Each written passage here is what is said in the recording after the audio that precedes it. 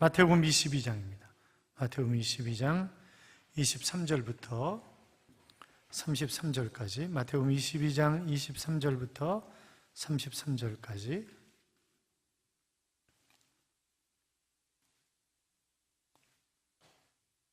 찾으셨으면 아멘. 교도하겠습니다. 23절 제가 있습니다. 부활이 없다는 사두개인들이 그날 예수께 와서 물어 이르되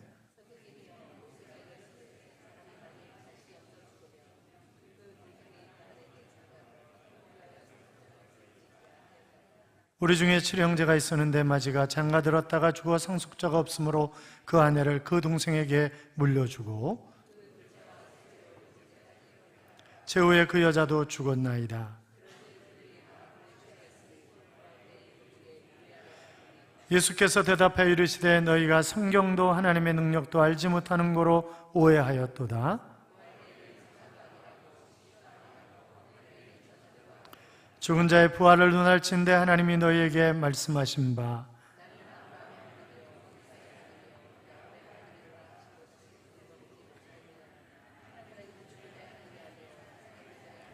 하죠. 무리가 듣고 그의 가르치심에 놀라더라. 아멘. 같이 인사합니다. 주의 이름으로 잘 될 것입니다. 더 잘 될 것입니다. 끝없이 잘 될 것입니다. 아멘. 틀림없이 여러분이 고백하신 대로 끝없이 잘 되실 줄로 믿습니다. 중국 베이징 천안문 광장에 가면 모택동 무덤이 있습니다. 썩지 않게 방부제로 처리하고 항상 무덤 안을 섭씨 16도로 유지해서 지금도 죽을 때 모습 그대로 누워 있습니다. 많은 사람들이 참배하기 위해서 모이는 거죠. 우리 같은 관광객들은 구경하기 위해서 갑니다. 그런데 이 베이징에서 멀리 사는 사람들은 한 번 가서 보고 오는 것을 아주 영광스럽게 생각을 한다는 거죠. 그러나 사람이 죽으면 썩여서 흙으로 돌아가야 되는데 돌아가고 싶어도 돌아가지 못하는 불쌍한 사람 아니겠습니까? 모스크바에 가면 레닌의 모습이 그렇게 되어 있고 북한의 금강산 기념궁전에 가면 김일성의 무덤도 그렇게 되어 있다고 합니다. 세상 사람들은 흔히 무덤의 크기로 생전의 권세와 위엄을 자랑하곤 합니다. 피라미드가 그렇고 중국 진시황릉이 그렇습니다. 여산릉이라고 불리우는 진시황릉은 작은 산만 하는데 걸어서 계단을 올라가는 데만 15분이 걸립니다. 인간이 땅에서 아무리 큰 영광을 누렸어도 죽음과 무덤을 자랑할 뿐이지 더 이상 자랑할 것이 없습니다. 그러나 예수 그리스도는 부활하셨습니다. 오늘 본문에는 부활이 없다는 사두개인들이 예수께 와서 부활에 대해서 이상한 논조로 질문하는 장면이 등장하고 있는 것을 볼 수 있어요. 예수님이 뭐라고 대답을 하십니까? 너희가 성경도 하나님의 능력도 알지 못하는 거로 오해하였도다. 그렇게 말씀하셨습니다. 오늘도 수많은 인생들이 성경을 모르고 하나님의 능력을 모르기 때문에 부활에 대해서 오해하는 사람들이 얼마나 많은지 모릅니다. 제가 굿TV 대담 때도 말씀을 드렸고 또 여러 차례 분에게 말씀을 드렸습니다만 제가 대학원에서 서양사를 전공할 때 한 학생이 부활절에 가야 되니까 교수에게 이렇게 묻는 거예요. 교수님, 부활이 역사적 사실이라고 어떻게 믿을 수 있습니까? 그랬더니 이분이 하는 얘기가 홍한희 교수님으로 기억이 되는데 박병우 씨하고 똑같이 생긴 사람이 탤런트 박병우하고 똑같이 생겨가지고 수업 들으면서 꼭 뭐라고 얘기하시냐면 오늘 촬영이 없어서 왔다고 그렇게 꼭 얘기를 하셨는데 이분이 뭐라고 얘기하시냐면 나는 교회 다니지 않지만 그러나 예수의 부활이 사실인가 아닌가에 관해서 역사학자들이 조사하면 조사할수록 너무나 그것은 분명했기 때문에 더 이상 역사학자들은 부활에 관해서 논하지 않는다. 그렇게 이야기를 하시는 것이 지금도 생생하게 기억이 납니다. 오늘 주님은 우리가 마지막 때 부활한 몸을 받을 것과 하나님은 산자의 하나님이시라고 말씀하고 있는 것을 보게 됩니다. 여기 산자는 믿는 자입니다. 하나님은 우리의 하나님이십니다. 아니, 하나님은 나의 하나님이십니다. 그렇잖아요? 믿는 자가 주의 보혈에 힘입어 부활을 할 수 있기 때문에 그렇습니다. 여러분, 그러면 믿지 않는 자는 죽으면 모든 것으로 끝나는 것입니까? 아니요, 그렇지 않습니다.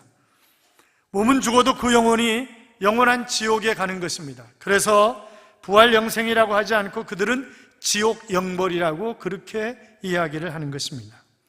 에녹은 죽지 않고 하늘나라로 옮겨졌습니다. 열왕기상 17장에 보시면 엘리야는 사르밧 과부의 죽은 아들을 살려내는 것을 볼 수 있습니다. 엘리야 그 자신은 회리바람을 타고 하늘로 올라가는 그런 장면도 우리가 볼 수 있죠. 복음서에서 예수님은 죽은 나사로를 살리셨습니다. 사도 바울은 창에 걸터 앉아서 졸다가 떨어져 죽은 유두고를 살렸던 그런 장면을 우리가 볼 수 있는데 그것을 부활했다 그렇게 이야기하지 않습니다. 왜냐하면 부활은 두 가지가 전제되어야 합니다. 첫째는 죄의 문제가 해결되어야 되는 것이고, 둘째는 죽음의 문제가 해결돼야, 그래야 부활했다 이렇게 얘기할 수 있는 것이지, 그 두 가지 문제가 해결되지 않으면 부활이라고 얘기할 수가 없는 것입니다. 여러분, 죄와 죽음은 이 세상의 어떤 철학이나 어떤 종교도 해결하지 못했습니다. 죄의 본성이 우리 안에 들어오기 시작한 때부터 인간은 죄에서 자유로울 수 없는 그런 존재가 되었고, 그래서 이 사단의 권세 아래 놓여 있는, 사단의 지배를 받고 사는 그런 삶을 살아갈 수밖에 없었던 것입니다. 기독교란 십자가에 이어서 부활을 믿는 그런 신앙을 말합니다. 부활절 축하 예배는 인간이 하나님께 드리는 예배의 극치라고 이야기할 수 있을 것입니다. 부활하신 주님께서는 이 안식구 첫날에, 안식구 첫날 주님이 부활하셨잖아요. 지금의 주일날입니다. 그래서 그때부터, 이미 초대교회 때부터 이 안식일이 주일날로 바뀐 거예요. 그래서 토요일날 모여서 예배드리던 것이 주님이 부활하신 날을 기념해서 주일날 모여서 예배드리는 것은 로마 제국의 7일제를 따라서 하는 것이 아니라, 그것은 이미 초대교회 때부터 주일날 모여서 예배를 드린 것입니다. 자, 그렇다면 부활한 몸은 어떤 몸입니까? 주님은 본문에서 이렇게 이야기를 하고 계십니다. 자, 30절부터 32절까지 봐요. 30절부터 32절까지 같이 읽어요. 부활 때에는 장가도 아니하고 시집도 아니가고 하늘에 있는 천사들과 같으니라. 죽은 자의 부활을 논할진대 하나님이 너희에게 말씀하신 바 나는 아브라함의 하나님이요 이삭의 하나님이요 야곱의 하나님이로라 하신 것을 읽어보지 못하였느냐? 하나님은 죽은 자의 하나님이 아니요 살아있는 자의 하나님이시니라 하시니 아멘. 예수님 당시에 유대교에는 세 개의 분파가 있었습니다. 하나는 바로 사두개파입니다. 오늘 본문에 나오는 사두개파예요. 또 하나는 에스네파가 있었습니다. 세례 요한이 에스네파의 대표적인 그런 인물입니다. 또 하나는 바리새파가 있었습니다. 사도 바울이 바리새파의 대표적인 그런 인물이었습니다. 자, 그런데 이 사두개파 사람들은 성경에 모세 오경만 믿는 거예요. 그러니까 역사서, 시가서, 예언서 이런 거 믿지 않는 것입니다. 부활도 믿지 않아요. 천국도 믿지 않아요. 천사도 믿지 않아요. 천사가 존재하는 것도 믿지를 않습니다. 자, 그런데 이 사람들이 제사직을 독점하고 있는 거예요. 그리고 사내들의 공연, 우리 같으면 지금 국회의원들, 그것도 모두 사두개파 사람들이 하는 것입니다. 왜요? 로마와 정치적인 타협을 해가지고 로마에게 많은 그런 세금을 바치도록 하고, 그리고 자기들은 거기에서 많은 이권을 취하는 것이었습니다. 그들은 예수님이 죽기보다 싫은 거예요. 왜냐하면 예수님이 성전에 오셔가지고 어느 날 다 뒤집어 엎어버리십니다. 그렇잖아요. 막 짐승들, 그러니까 왜냐하면 짐승이 아무리 튼튼하고 건강한 그런 짐승을 가져와도 이 성전에서 다 밖으로 놓는 거예요. 누가요? 사두개인들이 제사장들이에요. 본래 이 아론과 그 아들들만 제사장 하게 돼 있는 거잖아요. 그런데 사두개인들이 전부 다 제사장직을 독점하는 것입니다. 그리고 전부 심사를 하는 거예요. 그래가지고 아무리 건강하고 아무리 깨끗한 짐승을 가져와도 퇴짜를 놓는 것입니다. 그리고 성전 안에서 파는 것으로 사서 드려야 합격이에요. 그리고 거기서 커미션을 먹는 것입니다. 그리고 1년에 남자들은 반세겔씩 세금을 내게 되어 있습니다. 그런데 그것은 성전세입니다. 성전에 있는 돈입니다. 그러니까 바깥에서 돈을 가져와가지고 그 돈으로 또 바꿔야 되는 거예요. 여러분, 우리도 은행에 가면 환율 차이가 있잖아요. 그런 것처럼 그 환율을 엄청나게 세율을 많이 받는 거죠. 그래가지고 착복하는 것입니다. 그런데 예수님이 다 엎어버리고 쫓아내버리고 그러시면서 내 아버지 집은 만민이 기도하는 집이라 이렇게 말씀하시잖아요. 그러니까 그때부터 예수님을 죽이려고 작정했던 것을 우리가 보게 됩니다. 그러면서 어느 날 사두개인들이 와서 이렇게 얘기를 하는 거죠. 선생님, 모세가 이르기를 만일 자식이 없어 죽으면 그 동생이 형수와 결혼을 해서 자식을 낳아서 대를 잇는 것인데, 우리 가운데 7형제가 있었는데, 그런데 큰형이 애가 없이 죽고, 그래서 형수가 둘째에게로 들어갔는데 또 둘째가 죽고 셋째가 죽고 일곱째까지 죽었습니다. 그러면 7사람의 부인인데 천국 가면 누구의 부인입니까 도대체? 그렇게 묻는 거죠. 그랬더니 너희가 성경을 오해하고 하나님의 능력을 알지 못해서 오해하는도다. 그러시면서 천국은 장가도 가지 아니하고 시집도 가지 않는다, 그런 말씀을 하고 계시는 것을 우리가 보게 됩니다. 그러면서 하시는 말씀이 하나님은 산자의 하나님이라, 그렇게 말씀하셨습니다. 하나님은 누구의 하나님이시라고요? 산자의 하나님이시라고요? 하나님은 믿는 자의 하나님이시라고요? 하나님은 우주 만물을 창조하신 하나님이시지만, 그러나 그 하나님은 산자의 하나님이시고 산자와 동행하시고, 그렇잖아요. 그 산자를 위해서 존재하시는 그런 하나님, 믿는 자를 위하여 함께 하시는 그런 하나님이신 줄로 믿습니다. 그 하나님이 우리에게 영생을 주신 거죠. 그래서 요한복음 3장 16절에 보시면 하나님이 세상을 이처럼 사랑하사 독생자를 주었으니 이는 저를 믿는 자마다 멸망치 않고 영생을 얻게 하려 하심이니라 그랬습니다. 또 예수님이 요한복음 6장 40절에서 내 아버지의 뜻은 아들을 보고 믿는 자마다 영생을 얻는 이것이니 마지막 날에 내가 이를 다시 살리리라, 그렇게 말씀하셨습니다. 영생은 영원히 사는 것인데, 누가 영원히 사는 것입니까? 하나님과 영원히 사는 것입니다. 하나님과 영원히 사는 것, 이 영생이라고 하는, 조회라고 하는 단어는 하나님께 붙어 있는다라고 하는 그런 의미의 단어입니다. 그러니까 내가 영원히 사는 것은 뭐예요? 하나님께 붙어 있는 거예요.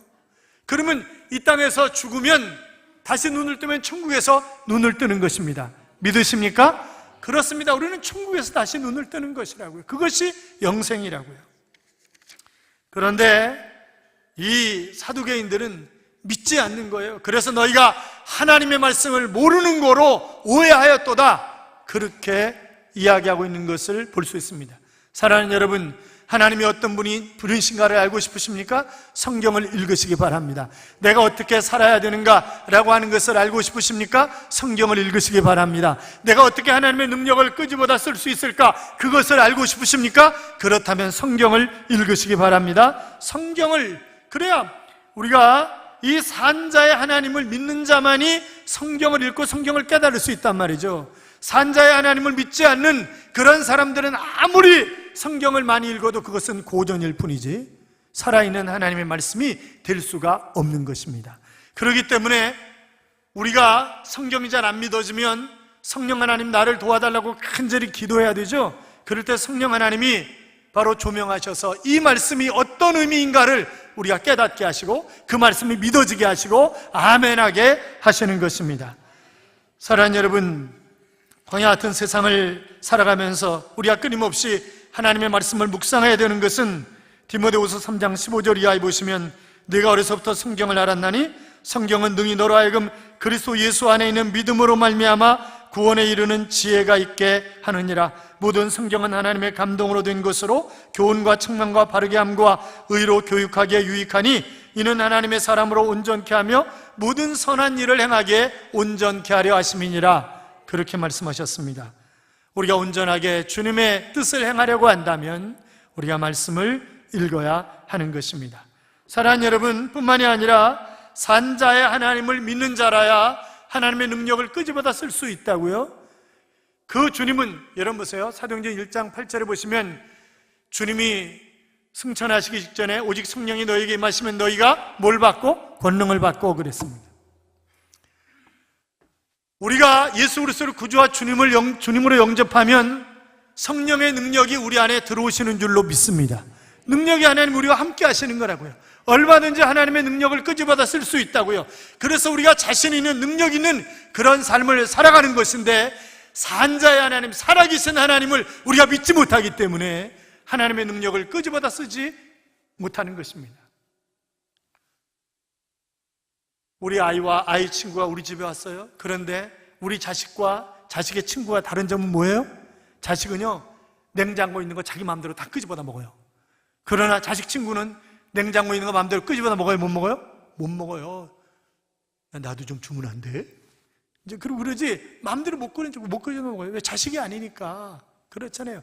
자식과 자식이 아닌 사람은 확연한 차이가 있습니다. 하나님의 능력을 끄집어다 쓸 수 있느냐, 아니면 구경만 하느냐, 그 차이가 분명히 있다고요. 사랑하는 여러분, 부활하신 주님과 더불어 살아가면서 예수 그리스도의 부활이 2000년 전의 역사적인 사건일 뿐만이 아니라 오늘 나도 죽으면 부활한다고 하는 사실을 굳세게 믿고 그 부활하신 주님을 찬양하며 살아가시기 바랍니다. 부활의 능력을 이어받은 교회는 사명 한가운데 서 있는 것입니다. 부활의 복음을 전하고 기도할 때 비로소 성도의 영권이 회복되고 교회는 살아날 수가 있습니다. 부활의 주님을 찬양하고 경배하며 그 주님을 자랑스럽게 전하는 하나님의 자녀가 되시기를 주님의 이름으로 축원합니다. 오늘 오후 예배는 우리 모두가 연세대 노총극장에서 부활절 감사 예배를 드리는 날입니다. 가능하면 한 분도 빠짐없이 다 참석하셔서 부활의 주님을 찬양하고 한국교회가 하나 되며 다시 제2의 부흥의 불길이 솟아오를 수 있도록 하는 그 귀한 일을 멋지게 감당하는 하나님의 자녀들이 되시기를 주님의 이름으로 축원합니다. 할렐루야. 같이 나는 부활을 믿습니다. 나는 부활을 믿습니다. 정말이십니까? 아멘. 같이 기도하겠습니다. 우리 부활의 주님을 찬양하며 그 부활의 주님을 전하는 삶이 우리의 삶이 될 수 있도록 기도합시다. 같이 기도합니다. 살아계신 하나님 아버지 감사합니다. 하나님께로 주님이 싸시기 불곤하며 신실하신 하나님, 능력의 하나님, 권능의 하나님 도와주옵소서. 하나님 사여주옵소서.